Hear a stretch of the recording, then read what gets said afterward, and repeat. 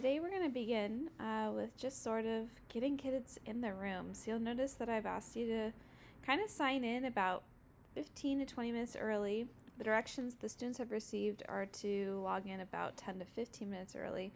And that's just to check to make sure that they can get onto the Zoom okay. Once you've confirmed that they're good and their sound and audio is working, you can have them turn off their videos until the start of class at 10 a.m. I think it's a good idea to say hi, introduce yourself to the student, and then go through the motions of getting them figured out. Because there's two of you, it should be easy. Students have received, I sent them today, so students will have received a planner.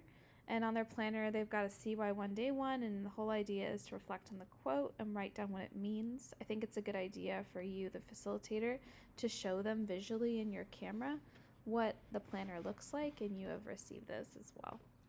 So once that gets going, it's going to feel a little weird at first. It's a bit quiet, but I think one of you should be taking attendance on the attendance sheet, and you'll notice it's linked here on the lesson plan for your convenience. So one of you should be taking attendance, and I think one of you should probably start the activity and welcoming. Once that happens, kind of go over the fact that this is called a bell ringer, that our grad value is open to growth. And there are many names for bell ringer. There's bell work, warm up, starter, pregame. And so this is kind of what's expected of them when they walk into their classes. Hopefully, if they haven't written down the quote, they should go to their CY1 planner, and it's already written there for them. So they really have to just do the instructions, or follow instructions. Then we're going to go ahead and pray the Sushi Pay. Because we're online, what you're going to say is, I'm going to read the Sushi Pay out loud, or I'm going to invite one of you to read the Sushi Pay out loud. And then what's going to happen is, I'm going to say St. Ignatius of Loyola, and then you all are going to unmute and respond, pray for us. So let's go ahead and practice that a couple times. I'm going to say St. Ignatius of Loyola. I want you to unmute your microphones and say, pray for us. We're going to do that in 3, 2, 1. St. Ignatius of Loyola. All right, let's try that again, and have them do that 2 or 3 times. This is a good Zoom protocol, right? Quickly go over the agenda. We just did our bell ringer. We're going to go ahead and engage in something called a name picnic. We're going to have a conversation around dyads and quads, and then we're going to go ahead and discuss why you're here and what are our expectations. So once we do this, many of the students are going to be really familiar with Zoom because of online learning, because of the pandemic. So I would just mention to them, I don't think you have to say everything that you need to. I don't think you have to over-explain this, but do tell them about, I'll sometimes use the chat feature. Everybody go in the chat and just type a letter so I know that you understand where that's at. Beautiful. Sometimes I'll use the reactions feature, thumbs up. And then also, I really appreciate when students use the raise their hand feature, and that seems to be the feature that most students miss. So actually have them use the raise their hands feature when you're doing this. I also think this is a good opportunity to say, hey, my policy for a tech fail is this. So for me in my class, I would say to students, if you, for whatever reason, lose connection, get logged out, do your best to get back into class as soon as possible. If for whatever reason you can't, send me an email via your phone, letting me know what's going on. So this should be really quick. I know it says 7 minutes, but that's really just buffer time. Once that happens, then we're going to go ahead and do this name picnic. And this is actually where you're going to want to stop sharing the slide deck. So the slide deck will go away. And you want students to put their computers eventually in gallery view to start, and then we'll do speaker view. So gallery view means that I can see everybody. It's kind of like the Brady Bunch. And speaker view is when you just focus on the speaker. So have the students practice that and say, now I want you in speaker view, so you should only be seeing me. When we're doing these instructions, I think it's really helpful, and this is why you do a lot of prep work ahead of time, is you're going to put the students in alphabetical order by my first name, Z to A. I'm going to throw that into the chat, and then you're going to do the name picnic activity. Now, you've got a pretty big class for the online, so I would say that there are 2 ways that you could do this differently. You could You could split up the freshmen and sophomores from the juniors and seniors and have PJ run one and have Christine run the other. Or you could do the name picnic with the about 28 people, 30 people, you all included. And you might want to consider like taking a break. So it's going to be a long activity. You can also decide to do a completely different name activity. That's up to you, the facilitators, and what you think is best. I always tell students that you're welcome to use their CBI planners to write things down. There's a note-taking page that might be helpful. And you can see that, when I'm going to go over the instructions, I'll say, my name is Caitlin and I'm bringing kimchi. And if I was to go to PJ and PJ says I'm bringing pastelitos, and this is Caitlin and she's bringing kimchi. And we're going to do that until everybody has an understanding of their name, right? Remind the students that this is best in speaker view so you can really see the participant. So again, this is going to probably take the majority of your class. I would say because you have a bigger class, it might take even longer than 20 minutes. It could take 25. So because of that, we want to make sure that there are breaks that you can do. So maybe it's, after 10 kids, have them get up and stretch and do something silly to kind of get their blood pumping, and then we'll keep going. Once we've gotten into it, you should have your breakout rooms pre-assigned. And we're going to talk about this idea of active listening. What does it look like over Zoom right now? What does it look like in person? I always say you could have this as your notes. Like, active listening is sort of your attitude. It's your attention, but it's also the adjustment. So like for me, a student I know is paying attention to me on Zoom because they're making eye contact with me. They're nodding. They don't look like they're off looking at something else. They don't look like they're multitasking. Those are the types of things that we want to be mindful of. And then in person, very similar, how it's different from silent listening, etc. And so over Zoom, we want to say, what does this look like to you? And allow the students to practice that raise your hand feature. They might raise their hands in the window, and that's cool too. Once we've done that, then we want to explain the activity. And so what's going to happen is they're going to be partnered in dyads, and in these dyads they have this activity where they're going to introduce their themselves to their partner and tell their life story in 1.5 minutes. I would set the breakout room to be 2 minutes so that they come back within 2 minutes, and then once that happens they're going to switch roles. So it's really important that when they're in this dyad activity that you keep time for them. So I would say speaker 1 gets 1.5 minutes, and at the 1.5 minute mark I'm going to send a announcement and say, all right, switch. That's one option. Or I could bring them back, say, okay, switch partners, and put them back into breakout rooms. It's going to feel a little clunky at first, but it'll get easier. After they've done that activity, then we're going to go ahead and look at the quads. So you're going to do the same thing, but now because you've grouped the breakout rooms, this is where whoever is giving the instructions can be focused on the students. Whoever is not giving the instructions, your partner, we're the ones making the breakout rooms happen. So you're just going to drag and drop the dyads. Each dyad should be with another dyad, so this is probably a good thing for Christine to do.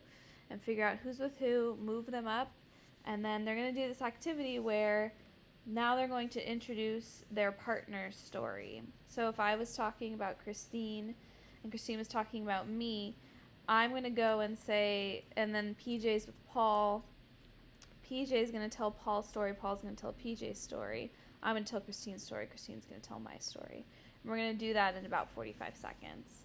What that really means, though, right, for your groups of 4 or 5 is give them about a minute. So they should be in breakout rooms for about 5 minutes of doing this activity.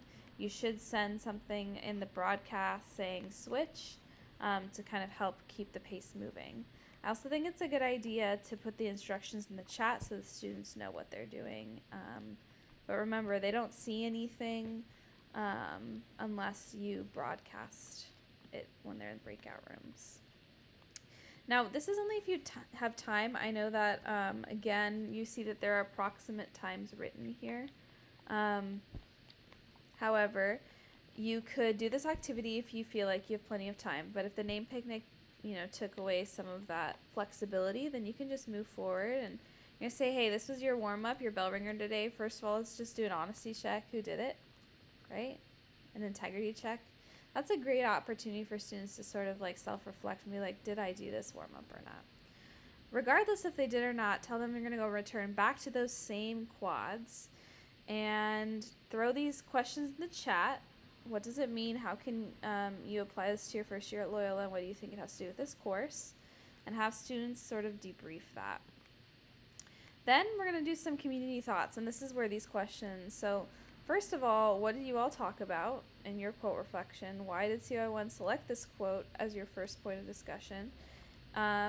Ask, again, if you notice silence, you can have students populate the chat with ideas and you can pick your favorite ones. And then what was it like telling other people's stories and giving them that opportunity? And so then we're going to say, hey, listen, this is why we're here. We want the students to recognize that this is a course that was intended to be 9 days, technically 10 days, 9 days, but is now 5, so it's going to feel a lot faster and we'll have a lot more work. And also we want to be mindful that there are older students in this class, so we can say that we've got students everywhere from freshmen to seniors in this class, so we have to be flexible with each other and our learning styles and also just our age differences. So then we're going to ask kind of the question, why are we here?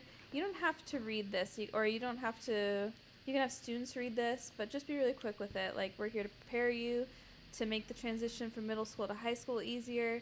And for some of our students, it's the transition from one high school to another high school easier and to practice skills needed for Loyola. This was created by our community.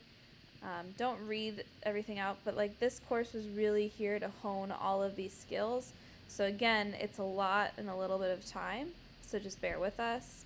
And kind of the rules, be prepared, productive, and respectful. If you want to go through what that means to you, awesome.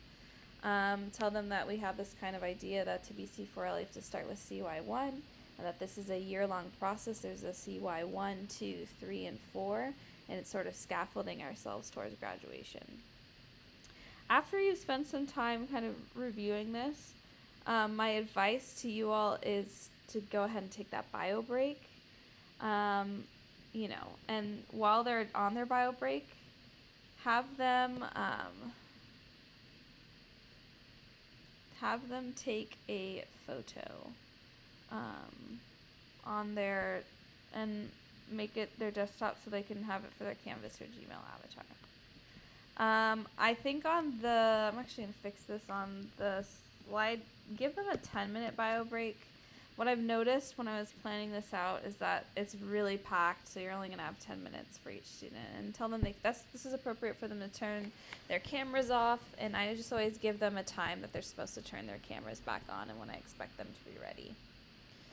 All right, once that happens, say, all right, we're going to get into it. This is going to be this is tech heavy, and, bear with me and let's move through this. So we're going to go over digital protocols, Canvas, 6-word memoir, and also review your homework for day 1.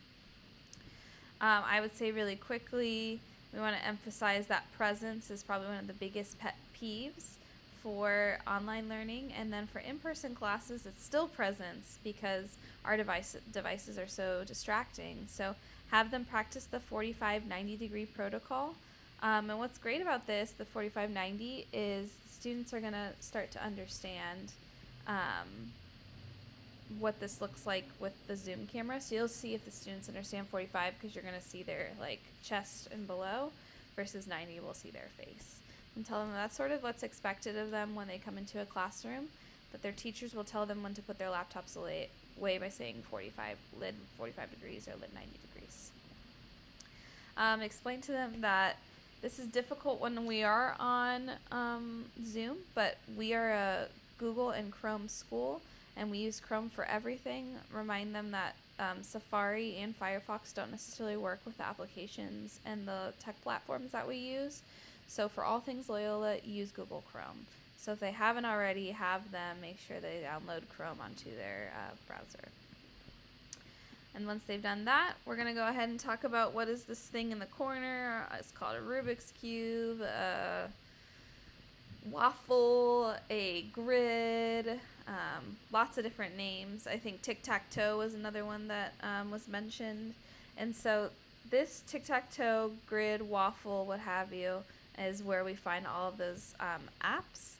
And we really want to make sure that our students are logged out of their personal emails, especially if we're on Chrome, and logging in with their Loyola Gmail. So we're going to have students right now, let's think about logging out of that, and I want you to log in. It's right next to the tic-tac-toe, waffle, grid, etc. So once you do this, I think what's the best thing to do is what I'm doing, which is split screening.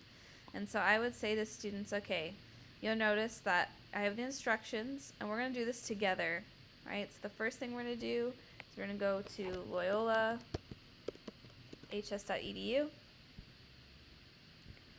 We're going to go to where it says students, and that's our student dashboard, and I want you to bookmark it, click the star, or you're going to go to file, or bookmarks, bookmark this tab. And when they do that, have them rename it. Like I rename my Loyola, because I have the faculty dashboard, I just renamed it LHS, right? They're going to do that first. Once they get into the student dashboard, they're going to click on Google Workspace for Education, and once they do that, they're going to see all their different platforms. They're going to click Google Workspace for Education one more time, and they're going to bookmark their Gmail. Then we're going to do their dashboard, which we already did. We're going to do Power School, which should show up for students here. Then we're going to do Canvas, and that's that. So have the students bookmark. Once they've done that, if you need to, you could open up breakout rooms if you think you have time to have students check each other's bookmarks. For the purposes of time, though, you might just need to continue moving forward. Tell them that, the last bookmark that they had is their LMS, and so that's our learning management system, and you can even ask if students know what an LMS means. Once they've done that, say, okay, we're going to go on your LMS together. So again, I'm going to still split screen. Here I am in my LMS, so we know that's learning management system. As soon as I open it, it goes to my dashboard. And then does anybody know what the course cards are? Great, so we're clicking on, find an accelerated class.